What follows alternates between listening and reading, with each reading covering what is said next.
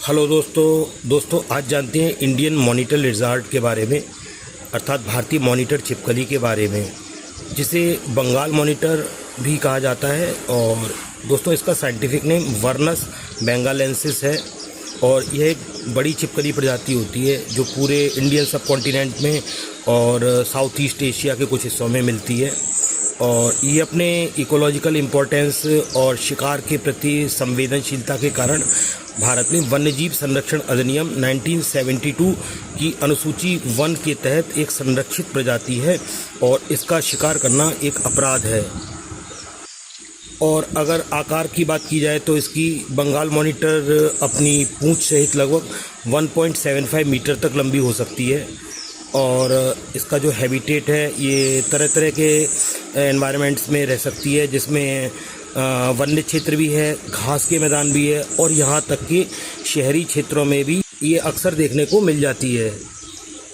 और दोस्तों आप सुनिए कि ये खाती क्या है। ये मेनली कार्निवोर्स हैं, मांसाहारी हैं, जो छोटे कीड़े मकोड़े और अन्य पक्षियों वगैरह के अंडे इनको खाती है।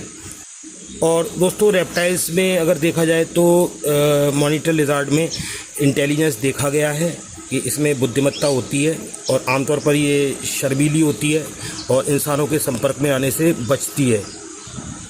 और शिकार और इसके हैबिटेट के नष्ट होने की आशंका के कारण इन्हें वन्यजीव संरक्षण अधिनियम 1972 की अनुसूची 1 के अंतर्गत संरक्षित किया गया है और इनके शिकार पर पूरी तरह से रोक है।